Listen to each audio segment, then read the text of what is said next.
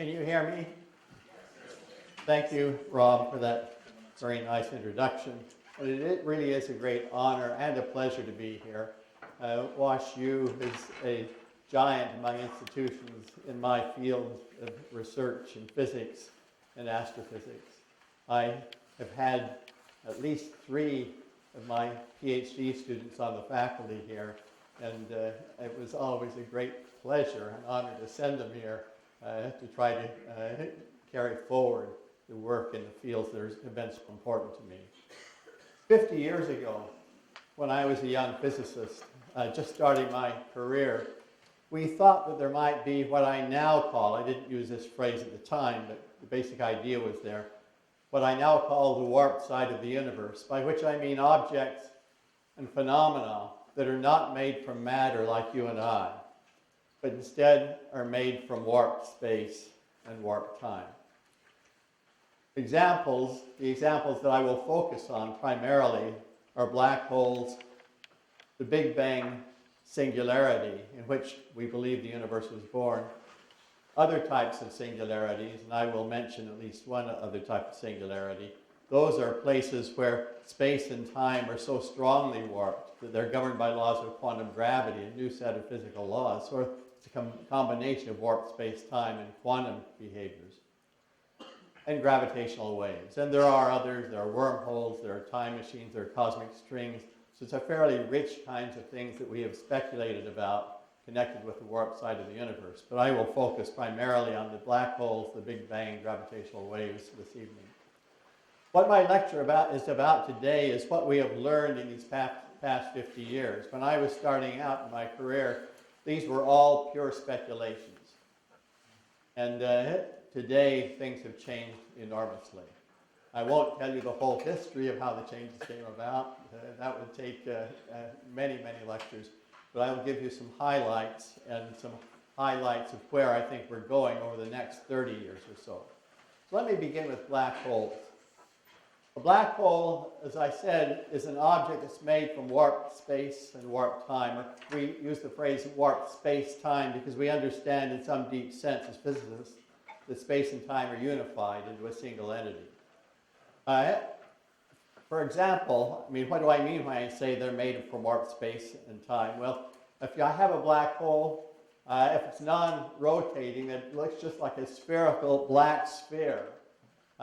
If it is rotating, if it's spinning, then the sphere will be flattened, just as the Earth is flattened due to centrifugal forces. But the key point is that the diameter of this black hole is far larger than its circumference. And it doesn't look like it on the screen. So let me explain how that can be. And I explain by a little analogy. Suppose I take a child's trampoline. That is a large rubber sheet on high poles. And I put a very dense and heavy rock at the center so the rubber sinks down like that. And suppose that you're an ant. And you have a degree from WashU. And so you're a very well-educated ant, and you're going to measure the geometry of your universe. And your universe is just this sheet of rubber. And it's only a sheet of rubber because you're a blind ant, so you can't see what's going on the outside. So all you know about is the sheet of rubber. And you say, okay, I'm going to measure the circumference of this object. You can tell there's an object there by the curvature. You can just feel the curvature with your feet. And so you say, I'll measure the circumference of this object. You walk around and measure it, and then you go to measure the diameter, and the diameter is enormous compared to the circumference, and you say, my goodness, I live in a warped space. And that, in fact, is the case. So for a black hole, it's precisely the same diagram. All I do is change the labels. So you take the black hole, you take an equatorial slice through it, and that will not be like a flat sheet of paper. It will have this kind of a shape. So I show you this shape. It's the shape of the equatorial slice as it would be seen not from our universe, but from a higher dimensional universe, which physicists would sometimes call the bulk. In the movie Interstellar, it's the 5th dimension. Mentioned over and over again in the movie. The 5th dimension, not the 4th, because time is the 4th dimension. So we have 3 space dimensions in this 5th dimension. So you're in the higher dimension looking in, the bulk and looking in. on the two-dimensional slice through the equator of the black hole. And again, your space is warped in precisely the same way as in my little analogy. I replaced the rock by a singularity, and I'll return to singularities very late in the lecture, which I mentioned briefly before. But the thing that we all know about black holes that is the most intriguing is that if I fall into the black hole, sending a signal to you, say with a microwave transmitter, sending it out to you, this is a little two-dimensional Kip sliding down the rubber, because only the rubber is, I'm just showing you the equatorial slice of the black hole, so just those two dimensions. I'm sliding down the black hole, falling.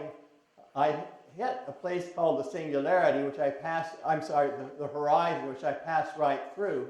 And once I've passed through the horizon, gravity is so strong in here that it not only pulls me down toward the singularity, but it pulls the microwaves themselves down.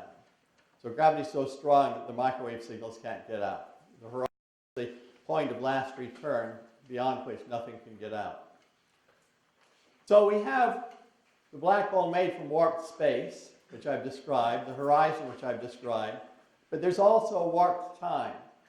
If I hover above the black hole near the horizon, time flows there much more slowly than back on Earth. And in the movie Interstellar, Cooper, the hero in the movie, goes down onto a planet that's orbiting very near the horizon of a black hole. He stays there for a few hours and comes back up, and 21 years have passed on Earth. And his daughter, who was 11 years old before, has now become Jessica Chastain. She's a brilliant theoretical physicist, 28 years old. And Jessica, on the red carpet, could talk about nothing but the joy of playing a theoretical physicist. So anyway, they understand, movie stars understand what's important. So anyway, the key point is that time slows to near a halt as you approach the horizon. It actually halts at the horizon where gravity is infinitely strong. And then what happens inside? What is slower than stopped time? Well, time flows in the interior in a direction you would have thought was a space direction. Time flows down toward the singularity, and nothing can move backward against the local flow of time. That's an absolute law of physics. There's no way to contravene it. And so that's another reason why no signals nor anything else can get out of a black hole, because time is flowing away from the horizon down toward the singularity in the interior. So that's the warped time aspect of it. There's one other aspect of the warped space-time of a black hole, and that is the dragging of space into a whirling motion. And it's very much like the whirling air in a tornado. It's a faster angular velocity of whirling near the horizon than it is farther away. So the whirling angular velocity is proportional to the length of those arrows. And if you're down near the horizon, you simply cannot avoid being dragged whirling around and around relative to the Earth, relative to distant stars, by the whirling motion of space. We call this technically the dragging of inertial frames, but it's absolutely controlling phenomenon near the horizon.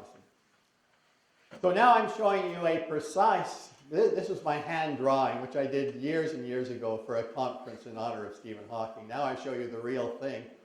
Outside the horizon, this is what the actual shape of space is, the slowing of time, and the whirling of space, as predicted by Einstein's general theory of relativity.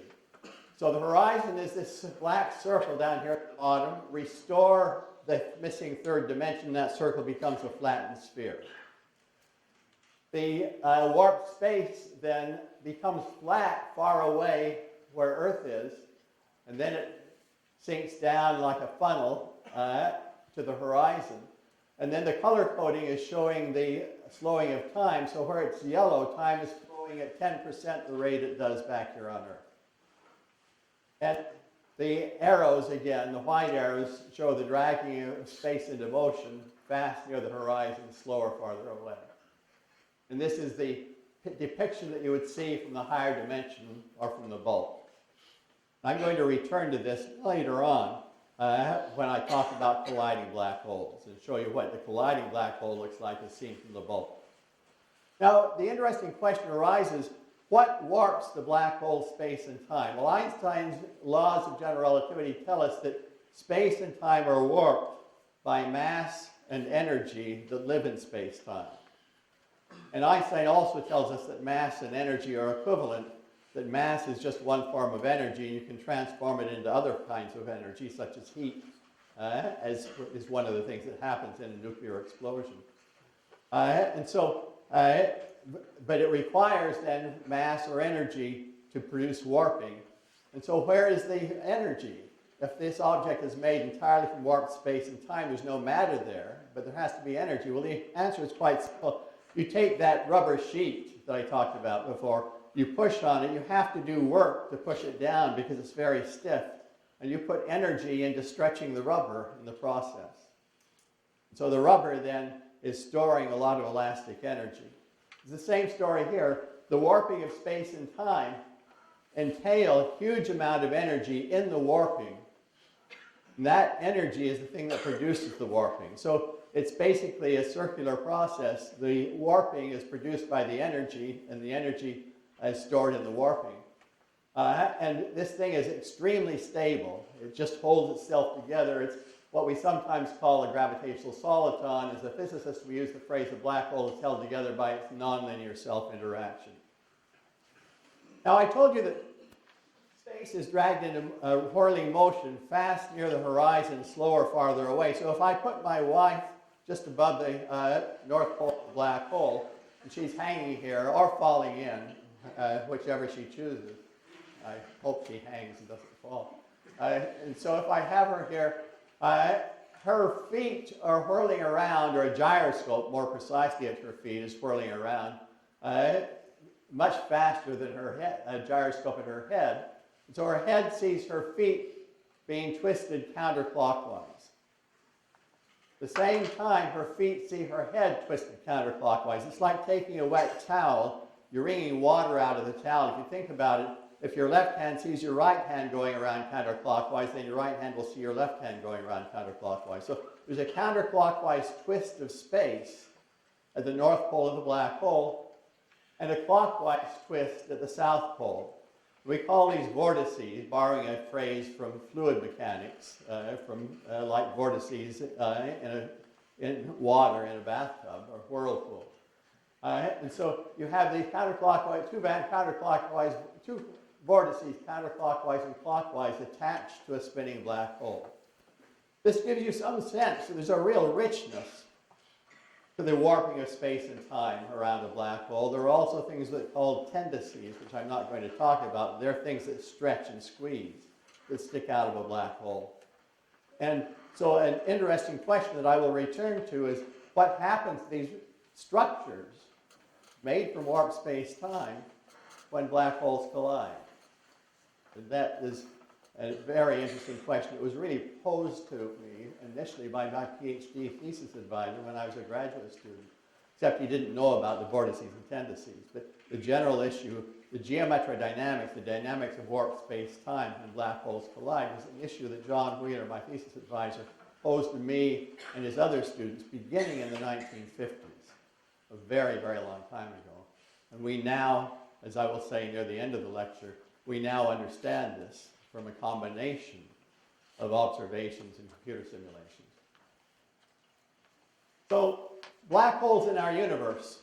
We now know from astronomical observations there are about 10 million black holes in our Milky Way galaxy, and roughly 10 to the 18 black holes, a billion black holes in the universe as a whole. Their masses range from about 3 times heavier than the sun to about 20 billion times heavier.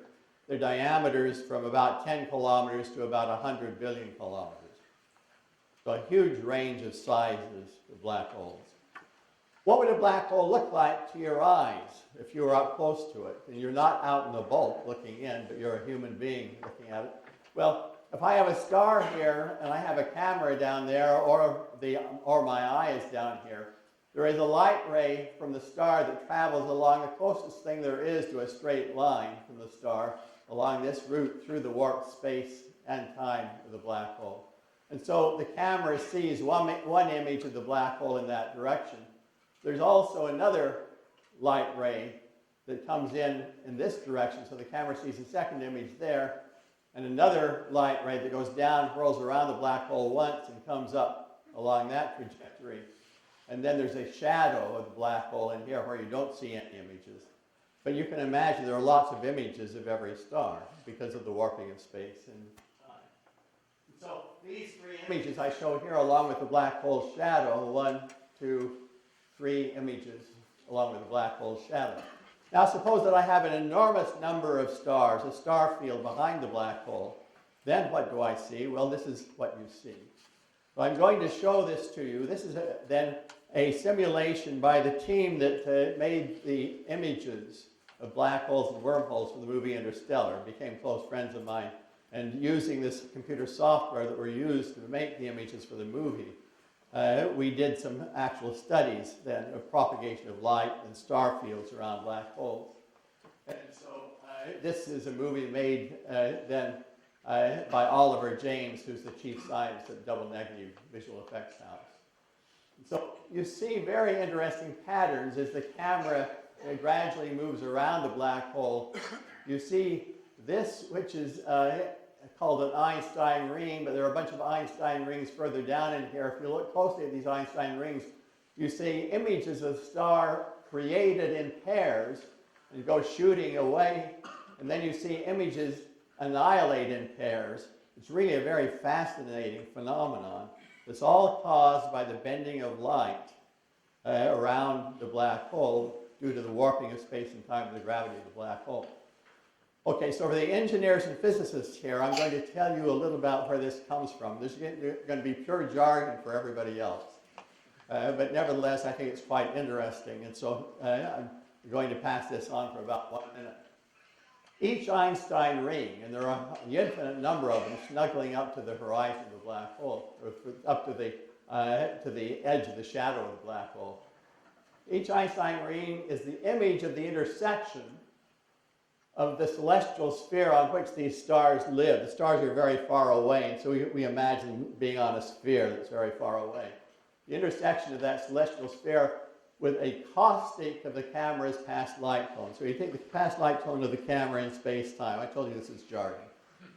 You go down the past light cone, and the generators of the past light cone, which are null geodesics, ultimately, due to the gravitational lensing, they cross, and that creates a caustic, a wrinkle in the shape of the past light cone. These caustics then, they intersect the celestial sphere and produce then on the celestial sphere what we now see as the Einstein rings. When a star on the celestial sphere passes through a caustic, two images of that star are created from nothing or destroyed. A star passes through the caustic into the interior of this structure. The two images are created, passes on out, they're destroyed.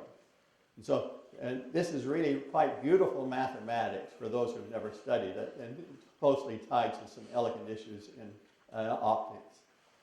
And so, as I say, this was, okay, and if you want to know the details of this, just look for the only paper that I ever published in classical and quantum gravity. And, yeah. Okay. So, but that's not what the black hole looks like in the movie Interstellar. This is what it looks like. This is Interstellar's black hole gargantuan. So why the difference? Well, first of all, there is a very hot disk of gas around the black hole, and it's so bright that it outshines all the stars. So you see no stars. You only see light from the disk of gas. And the light ray from the back face of this thin disk of very hot gas, the light ray is bent around the black hole by gravity and the warping of space and time, and comes down to the camera in that direction. So the camera thinks the top back face of the disk is up here. That explains this part of the image. And similarly, a light ray from the bottom back face of the disk comes up, and so the camera thinks that that bottom back face of the disk is down there, and that's this part of the image. And then a light ray from the front of the disk, the camera is just above the disk, and so it goes more or less straight to the camera and produces the crossbar. So it's a very simple explanation, but quite startling when you first see this in a computer simulation, as we did when we were making, doing the images for the movie Interstellar. Now, I want to talk about observing disks around black holes observationally. There is a collaboration called the Event Horizon Telescope Collaboration that has actually imaged the flowing gas, the disk, and the black hole shadow for a giant black hole in the center of the galaxy M87. The Event Horizon Telescope combines the actual observational data from a large number of radio telescopes, so really they're millimeter wave telescopes, all around the world, combines those together coherently to produce an image as though you had a radio telescope that's the size of the entire Earth. That's what was required to image this tiny, tiny black hole shadow and flowing gas. So this is a collaboration of 400 scientists and engineers at 100 institutions around the world, led by Shep Doleman at the Harvard-Smithsonian Astrophysical Observatory. And they had success this last spring. They published their results, and they're now working on imaging the black hole at the center of our own galaxy, which is much closer together to us, but much smaller. This is the image they produced. And from the image, the details of the image, and knowing how far away that black hole is, they could conclude that this black hole weighed 6 billion times what the mass of the sun is. So it's a heavy black hole. Not the heaviest, but it's pretty heavy.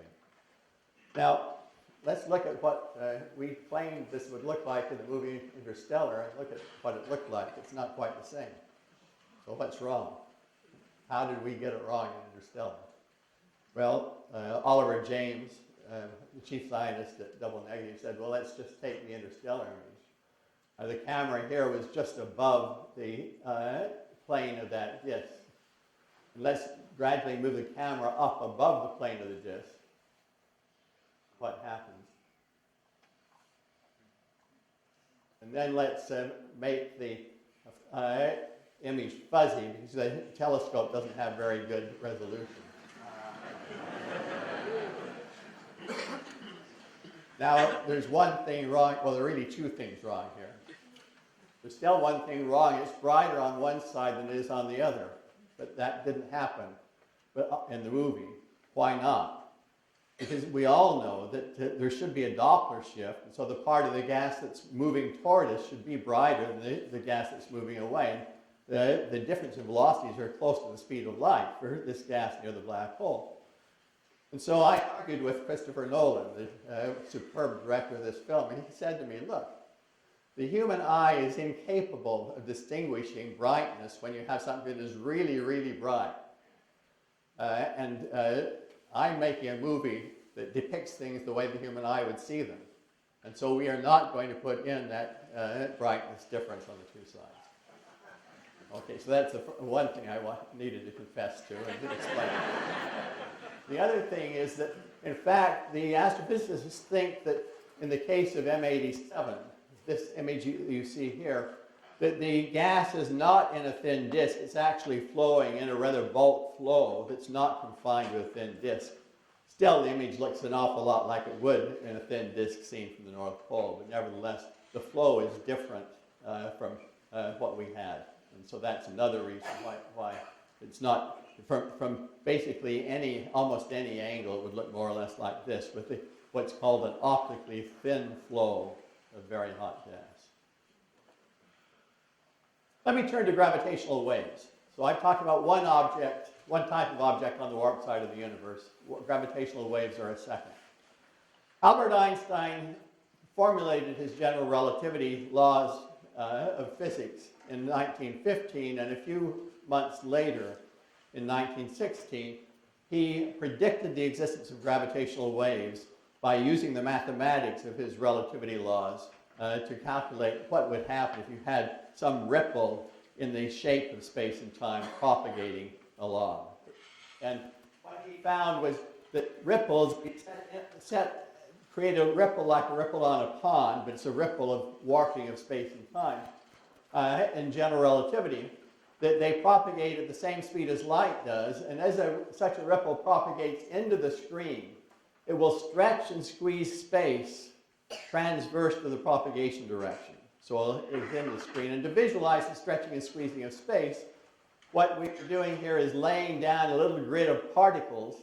They're all at rest. This is out in interplanetary space or interstellar space where there's no gravity except for the gravitational wave. And so if the gravitational wave is not here, they'll all just sit here at rest in this rectangular grid. When the gravitational wave comes along, what happens is it stretches space, which means that an inertial reference frame that this particle is attached to here is pushed out relative to an inertial reference frame that that particle is attached to. And each of those particles is behaving inertially, so they are moving back and forth relative to each other, moving out in this direction and in that direction, and out in this direction, in that direction, as I show you here. So that's the prediction of Einstein's relativity laws. And so the question then is, can you detect these gravitational waves? And Albert Einstein, in his 1916 paper, he didn't give the details of the calculation, but he basically said, well, not this explicitly, but you sort of read between the lines, but he had done calculations and he was pretty convinced that these waves from any kind of a conceivable source in the universe would be so weak by the time they reach Earth, and humans will probably never ever be able to detect them.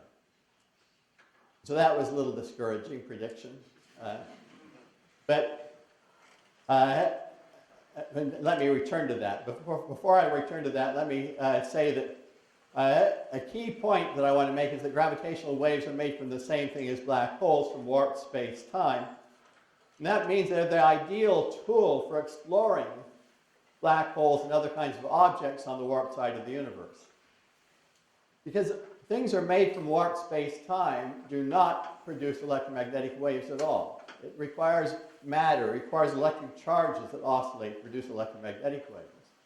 So if you have an object made solely from warped space-time, it can produce gravitational waves because the gravitational waves are made from the same thing as that object, the black hole. They're both made from warped space-time, just cannot produce electromagnetic waves. So let's contrast electromagnetic and gravitational waves. And this is something that I began doing in the early 1970s. And from arguments like what I'm going to show you and what I just said and other things, I became convinced about 1972 that if we could detect gravitational waves, they would be a marvelous tool for studying the universe. But the key point is that electromagnetic waves are oscillations of the electromagnetic field that propagate through space-time, while gravitational waves are oscillations in the very shape or fabric of space and time themselves. So they're radically different physical phenomena. Electromagnetic waves in astronomy are almost always incoherent superpositions of stuff that's emitted by individual atoms or particles or atoms or fundamental particles or molecules. Whereas gravitational waves are produced by the motion of huge amounts of mass and energy. So they're produced in completely different ways and by completely different kinds of sources. Electromagnetic waves are all too easily absorbed or scattered by matter between us and the source. For example, only 10, 20%, something like that, of our galaxy is visible in the optical because there's a lot of obscuring dust in the way. Whereas gravitational waves are never significantly absorbed or scattered, even if the gravitational waves are produced in the birth of the universe. The absorption and scattering are so weak that they should be able to travel to us and bring us images of the birth of the universe unaffected by intervening matter. And that I will return to near the end of the lecture. So it was clear then already in 1972 that because of these huge differences, that many gravitational wave sources would never be seen electromagnetically. An example is colliding black holes. And that because of these huge differences, big surprises were likely to happen when you explored the universe with gravitational waves. Big enough surprises that we could potentially have a revolution in our understanding of the universe if we could create gravitational wave astronomy. Now, at the same time as I was, together with my students and theorist colleagues, beginning to develop a vision for what you could do with gravitational wave astronomy, Ray Weiss a close friend of mine at MIT was inventing the kind of gravitational wave detector, we call it an interferometer, that we would ultimately use to create this subject, to bring gravitational wave astronomy to life. Ray said, let's hang 4 mirrors from overhead supports, and then 2 of them along one arm of an L-shaped configuration, the other 2 along the other arm. And when a gravitational wave comes by, oscillating at frequencies well above 1 hertz, 1 cycle per second, because 1 hertz is the swinging frequency of a pendulum, and at lower frequencies below that, the pendulum just won't respond to the force hardly at all. But above that, the pendulum behaves like it's just a free mass, unattached to anything. It just oscillates back and forth. So at frequencies above 1 hertz, the gravitational wave comes by, it pushes these mirrors apart, it pushes those together, then it pushes these apart, pushes those together. And that's an ideal thing to explore using a laser interferometer. You send a laser beam in, split it through a beam splitter. It gets trapped between these mirrors, bounced back and forth 100 or 1,000 times, and then comes back and recombines. By bouncing back and forth a large number of times, it builds up a delay between this arm, which is for the moment shorter, and that arm, which is for the moment longer. It produces a delay between them, and thereby causes then a shift in the interference of the beams from the 2 arms. And so the intensity of the light coming into the photodetector down here rises and falls as the arms are stretched and squeezed. And so that was the basic idea. He called this then a gravitational wave interferometer, just a gravitational interferometer, because it uses this technique of interferometry. I was, together with my PhD advisor, John Wheeler, and another former student of John's, Charlie Misner, we were within weeks of submitting for final publication a textbook called Gravitation. I heard about Ray's idea, but I had not yet discussed it with him. But I did a few numbers for myself, and it was obvious that Ray had gone crazy, or something had gone wrong with it, because there's no way this could work. And so I was very, very mild. I just inserted a brief description of this idea into the book, and then the words, "This is not very promising." And then I spent most of the rest of my career eating crow. But let me explain why I thought it was very promising. So you take 1 centimeter. I'm going to tell you how big these motions are. You divide by 100, you get the thickness of a human hair. You divide by 100 again, you get the wavelength of the light that Ray wanted to use in this gravity wave detector. Divide by 10,000, you get the diameter of the atoms that are in the face of the mirror, of this mirror, that are reflecting the light. Divide then by a factor of 100,000, you get the diameter of the nuclei of those atoms. Divide by another 1,000, and you get the level, the kind of level of strength, of the influence of the gravitational waves. That's about 1 trillion times smaller than the wavelength of the light that Ray wanted to use. It's about 10 million times smaller than the individual atoms in the surface of the mirror. Obviously, something had gone wrong with Ray. But then I studied the paper he had written. Ray, being Ray, had not published this paper. He believed you shouldn't publish until after you had built the instrument and discovered gravitational waves. But Ray disseminated it to all his colleagues. And in that paper, he identified all the biggest noise sources we would have to face in this kind of an instrument, and described how to deal with them one after another, and estimated what kind of sensitivity you could achieve. And he made a compelling case that we had a shot at success. No guarantee, but a shot at success.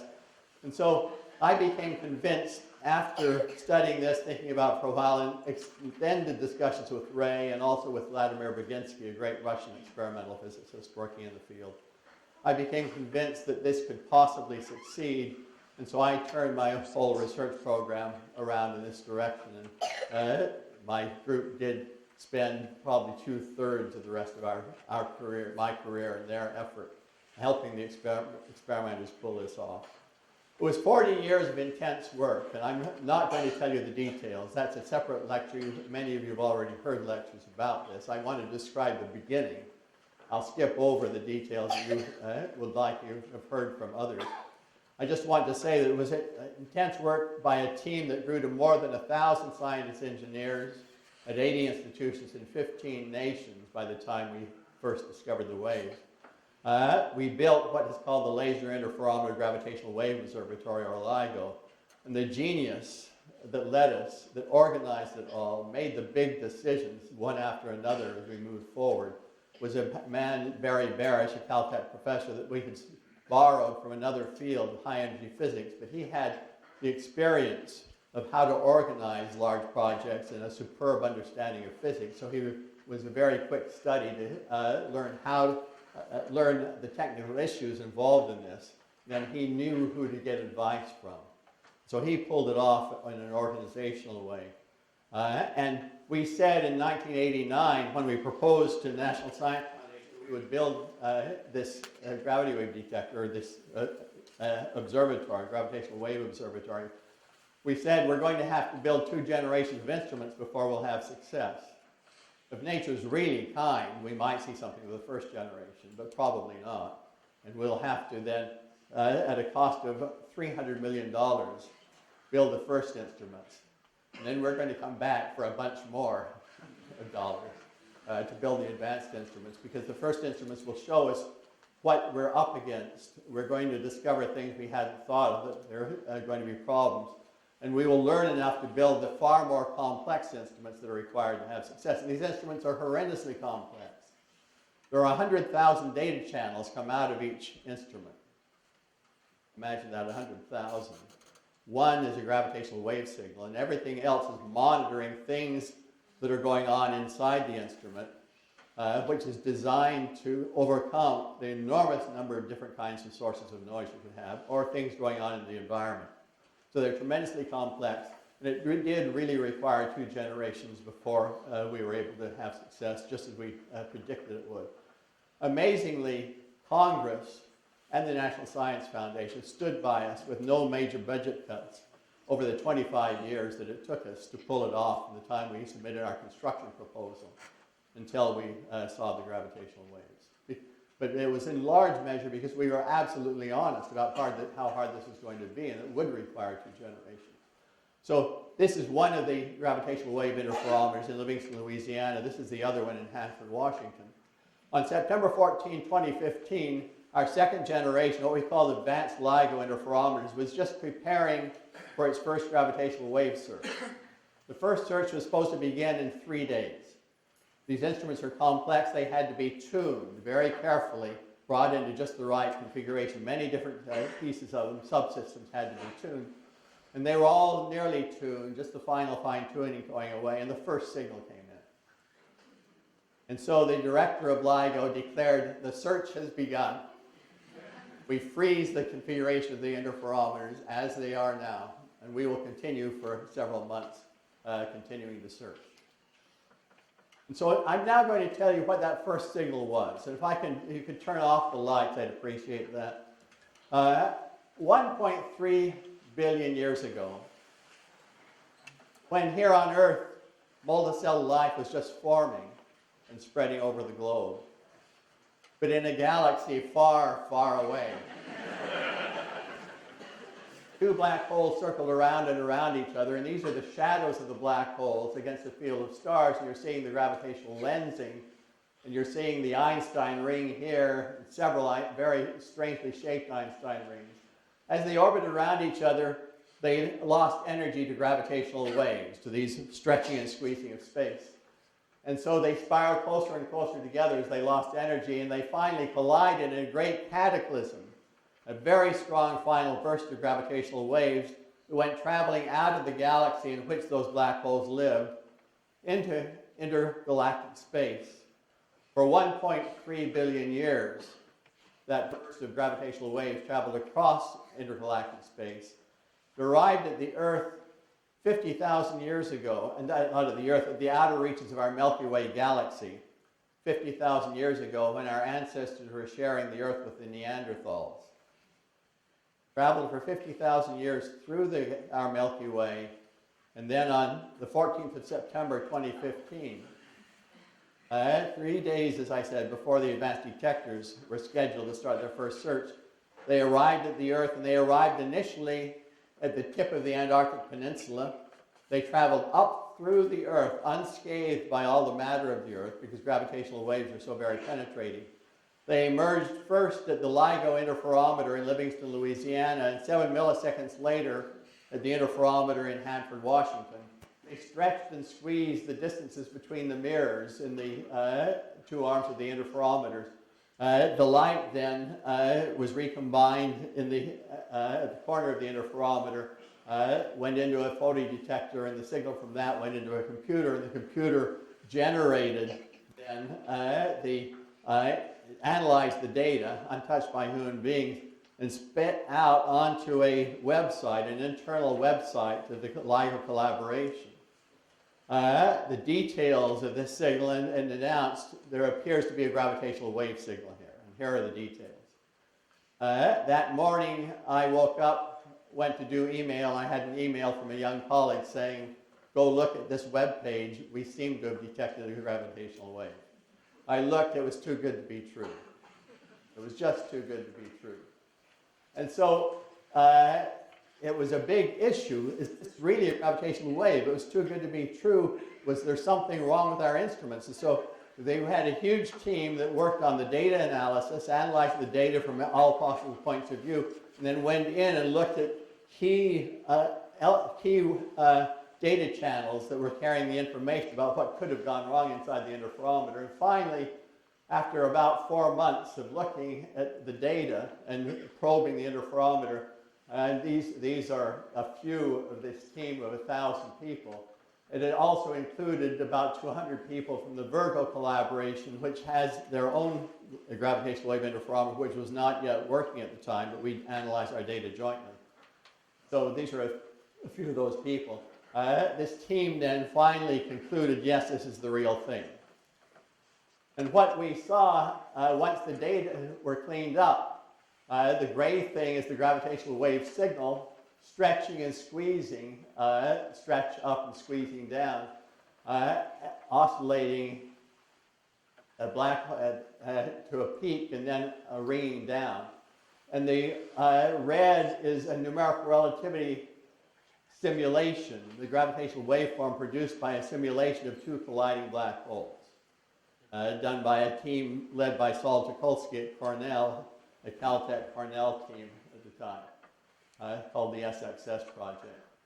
And by comparing the simulation with the observations, we were able to conclude that the two initial black holes were 29 solar masses and 36 solar masses, so a total of 65 solar masses. They collided and merged, and the final black hole was 62 solar masses, so 3 solar masses had been destroyed and turned into gravitational wave energy. It's as though you had annihilated 3 suns and turned all of their mass into gravitational waves traveling out through the universe. And you had done it in 1/10 of a second. So the power, the energy per unit time, is enormous. The power turned out to be 50 times larger than the total power output of all the stars in the universe put together. 50 universe luminosities, 50 universe powers, for 1/10 of a second, liberating 3 solar masses of energy. And the distance we concluded was 1.3 billion light years. We announced the result to the world on the 11th of February of 2016, and it made front page headlines. It actually became a cultural phenomenon. Ray Weiss's, I think it was his nephew, Matt Weber, was in New York City with Ray a day or two later and saw a big billboard. This is a photograph, it's not a drawing. Saw this billboard in there that says, "Scientists found gravitational waves in outer space. If only it were that easy to find an apartment in New York City with a walk-in closet." This is like 2 or 3 days after the announcement of the discovery. And the New Yorker, the day after the announcement of the discovery, two birds sitting here on a branch. Was that you I heard just now, or was it two black holes colliding?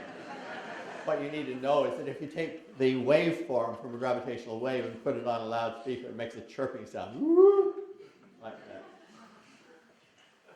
By August 2017, 2 years later, we had seen about a half a dozen colliding black holes, but we didn't know very well where they were on the sky. So these are the error boxes for where they were on the sky, 1, 2, 3 of them. And we knew pretty well north-south where they were because our two detectors are north and south from each other.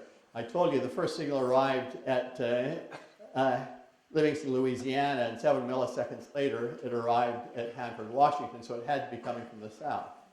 So we knew fairly well where it was in the north-south direction, but not east-west. But then in August, early August of 2017, the Virgo collaboration in Europe finally got their advanced gravitational wave detector working. These are 19 labs with 250 plus scientists in France, Italy, Netherlands, Poland, and Hungary. And now having three detectors, a pair in the east-west direction and pairs north-south, we could get a very good estimate of where this was on the sky. Fortunately, just 3 days after that, another signal came in from something completely different. Two neutron stars, objects that are made from pure nuclear matter, 1.5 times the mass of the sun, confined in a region whose diameter was something like 30 kilometers. So the size of a small city, but 1.5 solar masses inside of there. And as these neutron stars orbit around each other, I'm sorry. Well, it's frozen. This one is freezing. Haven't had that happen before. Okay, I will tell you what happens if the movie were working. They would go around and around, they'd spiral together, they would collide, and they produce a giant fireball flying out into space, ultra-hot nuclear matter flying out into space, emitting every form of electromagnetic waves that there is. And so the gravitational waves arrived. This is a different way to depict the waves than I've told you about. There was the LIGO signal. 1.7 seconds later, a burst of gamma rays was seen by an X-ray satellite, a gamma ray satellite called the Fermi satellite. And the X-rays were coming from this error box on the sky. LIGO and Virgo said it was the gravitational waves came from that error box. But then over the next few hours, there were X-rays, ultraviolet light, optical light, infrared, radio waves. And with some of these, you could actually pinpoint the galaxy in which the source was. It was sitting right down there.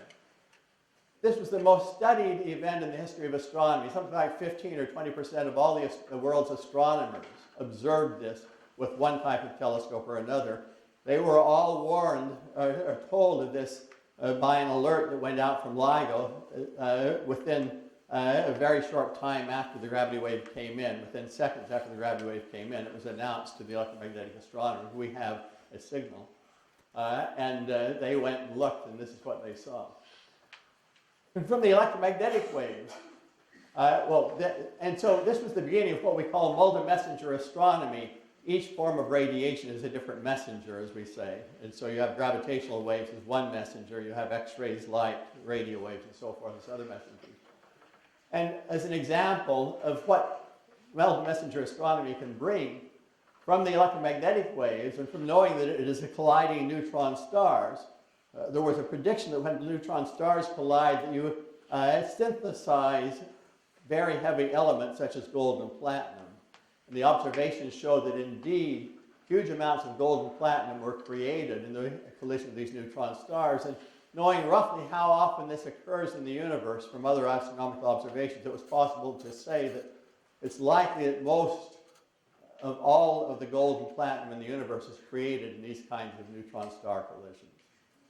So that gives you some sense of what you can do with the joint electromagnetic gravitational observations. We are now beginning our third search. We began on April 1st for gravitational waves. You can bring the lights back up now if you'd like.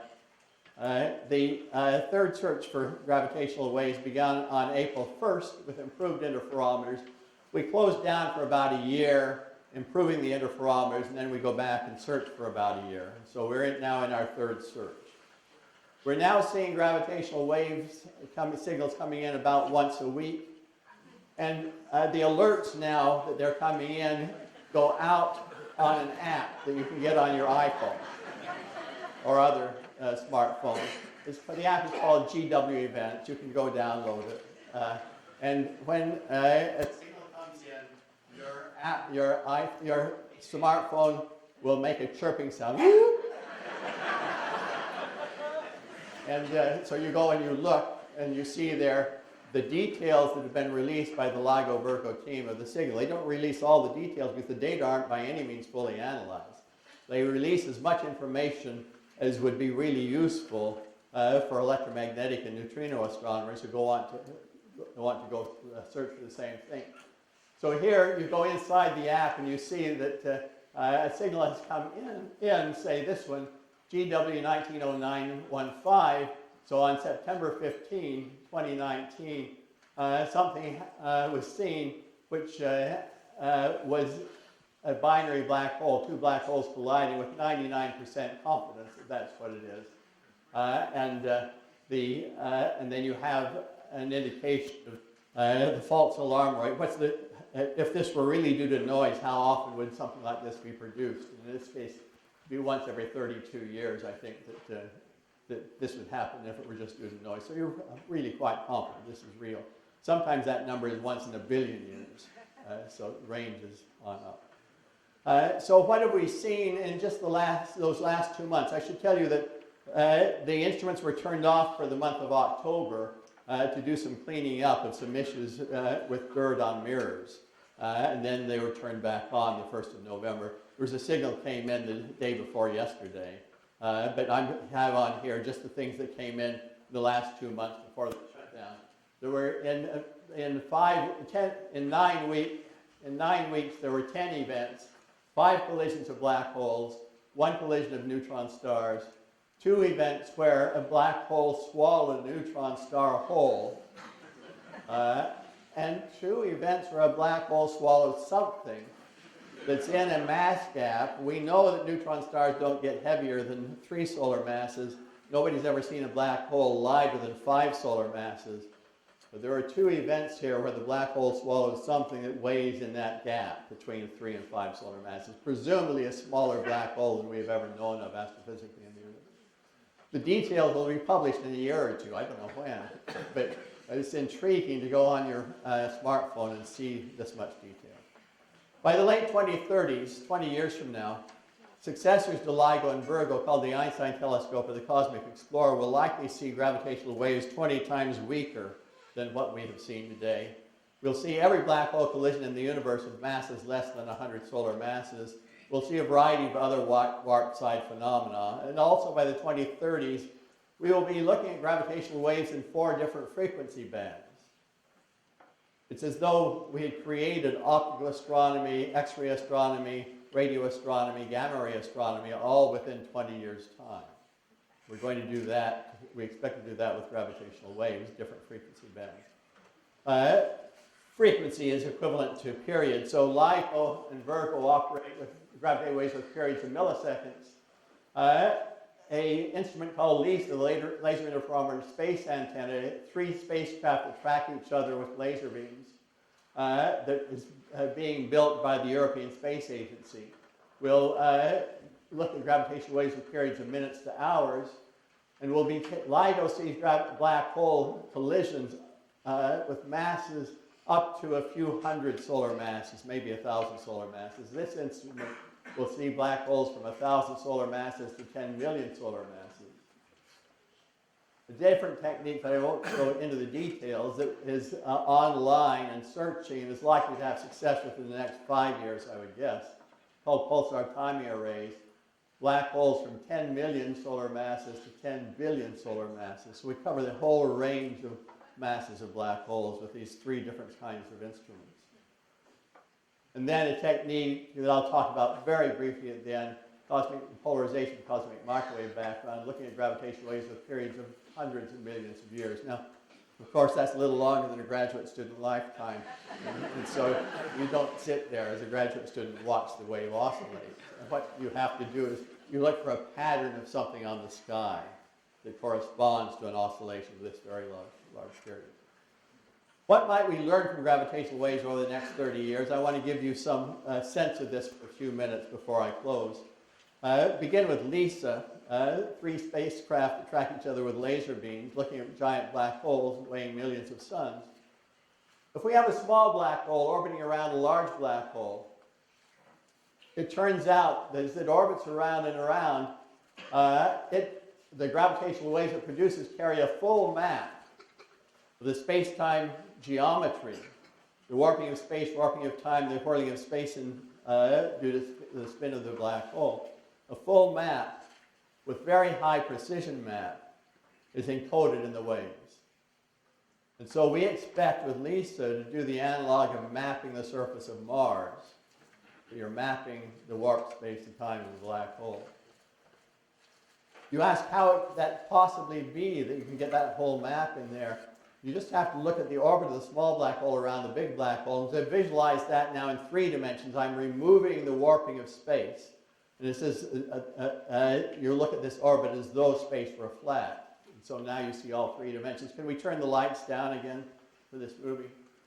And so the orbit is a little bit different from the orbits of the planets around the sun. It's not an ellipse by any means. Because the orbit is being distorted by the warping of space, the warping of time, and the whirling motion of space. So it really is a orbit that explores basically all of the regions of space around the big black hole as the little black hole moves around, collecting the data or sending off the data about the curvature of space-time for mapping purposes. What if the central body is not a black hole? For example, what if the singularity, I told you there are singularities inside of black holes. There's no such thing as a naked singularity. The singularities cannot exist unclothed by horizons. These singularities are places where space and time are so extremely warped that the laws of general relativity fail, and they have to be governed by the laws of quantum gravity. But if you did have a naked singularity, here is one particular example of a naked singularity due to Manco and Novikov. Jean-Drew Brink, an astrophysicist in South Africa, computed the orbits around this thing. And the orbit of something that's very close to the singularity is actually chaotic. You see jerkiness in the orbit. It's, in the sense of mathematics, it's a chaotic orbit. But the orbits that are farther away are not chaotic. It's quite startling to see a chaotic orbit in the central region and then an outer region where the orbits are regular. And of course, that chaotic map will produce, that chaotic orbit will carry, the gravitational waves from it will carry a wildly different map from the map of the warped space-time of a black hole. So we have the possibility to search for naked singularities. We don't think they exist, but I've been wrong enough times in my career about things that I'm prepared to be proved wrong here again. We're also exploring the dynamics of space-time geometry when black holes collide. We can explore this by computer simulations combined with gravitational wave observations. I told you that the SXS team that does the computer simulations figured out the masses, the properties of the black holes that were producing the first gravitational wave burst that we saw by comparing their predicted waveforms with the observed waveforms. And so we can then go back to the computer simulation and see what was going on that produced the first burst of gravitational waves, and this is it. As seen from the boat, 2 black holes, they're funnels. The color coding is the slowing of time. The little arrows are dragging space into motion. And the black holes orbit around each other. We're going to slow motion as they nearly merge. And it's as though you create a gigantic splash in a storm at sea. And then we pause the movie so you can admire it. And then it oscillates. And the gravitational waves go off. So that was what was going on in curved space-time, in the warping of space and time when the black holes collided. But this movie captures only a small portion of the space-time storm that's created by the black hole collision. I will tell you very quickly a little bit more about what can happen in black hole collisions. Remember, you have vortices, counterclockwise vortex and a clockwise vortex sticking out of a black hole. And suppose that I have then a counterclockwise vortex sticking out here, and I'm going to paint the surface of the black hole red where the counterclockwise vortex sticks out. The clockwise vortex sticks out, that's blue down there. And this one has its blue vortex up and its red vortex down. So think of twisting space in opposite directions at the two poles, those two black holes. And their vorticities are reversed. Now watch what happens as the black holes collide. Remember, this is blue here. It's a clockwise vortex. They collide, they merge, and then it suddenly becomes red. Now it's blue. Now it's red. The vortices are fighting with each other, and in they fight, they exchange directions of twist. We never imagined this until we saw it in the computer simulation. This is not. This is a head-on collision for simplicity. It's not the collision that we actually observe the gravitational waves from. I just want to give you some sense that there's a richness to geometric dynamics, the dynamics of warped space-time and black hole collision. And there are vortex lines that guide these twisting vortices. So once the black holes have emerged, then this red vortex, these vortex lines that guide the twisting space, emerge from the red spot on the back side of the black hole and go up to this red spot. The blue vortex, the twisting space, goes around from the blue spot to the blue spot. For physicists, these are the integral curves of the magnetic part of the vacuum Riemann tensor. That is jargon, but for some of you, there's real mathematics underlying this. And so this is what we were seeing. Whenever it goes green, the vortices have popped off of the black hole. They've been ejected, and then they get reconstructed with reverse vorticity. Each time the vortices are ejected, the clockwise and counterclockwise vortices embrace each other and form a smoke ring that travels outward at the speed of light. So we have smoke ring after smoke ring, really rings of twisting space traveling out at the speed of light. And as they travel outward, they create these things I just mentioned called tendencies that stretch and squeeze. So there's a stretching along this vortex and a squeezing around that vortex. And this is a gravitational wave. It's embracing stretching and squeezing and twisting of space. The gravitational wave has all that to it. These are gravitational waves going off. So there's a lot of wonderful, wonderful geometry of space and time going on in these collisions. Finally, we expect to observe the birth of the universe and the birth of the fundamental forces. And I think this would be the most exciting thing that we do in my lifetime. I plan to live to age 110, because that's about when I think this will really reach fruition. So that's my intention. My wife will do everything she can. She's a physical therapist, an academic physical therapist. She trains physical therapist, so she'll help me. So anyway, let me begin first with the birth of the fundamental forces. When the universe was born, there was no such thing as the electromagnetic force. Maxwell's equations, which many of you know, control electricity and magnetism, they were irrelevant because there was no electromagnetic force, no electromagnetic fields, no gravitational fields, because the universe was so hot that the laws of physics were a little different than they are now. There was something called the electroweak force. But as the universe expanded and cooled, at age 1/20th of a second, it's predicted that the electroweak force came apart and created two new forces, the electromagnetic force and the weak force. We'll ignore the weak force. It's a form of nuclear force. But I'm more interested in the electromagnetic force. The new forces were quite possibly created inside bubbles, like bubbles of water, like water droplets condensing out of water vapor, in what is called a phase transition. That would be a first-order phase transition. If this isn't a first-order phase transition, we don't know whether it is or not, I will be very sad. Because I need a first-order phase transition to make these gravitational waves. So anyway, we think it's quite possible that the new forces are formed inside bubbles. These bubbles then are predicted, unlike water droplets, they're predicted to expand at close to the speed of light. They collide. In their collisions, they produce a strong burst of gravitational waves.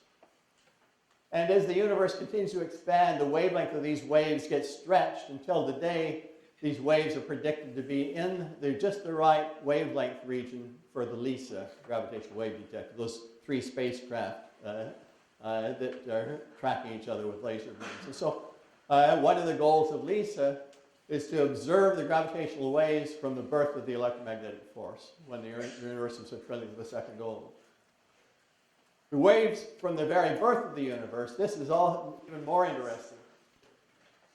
Conventional wisdom among theorists, theoretical physicists, says that nothing came off the Big Bang in terms of gravitational waves, or the closest thing there is to nothing, just tiny fluctuations of gravitational waves that are demanded by the laws of quantum physics, what we call vacuum fluctuations of gravitational waves.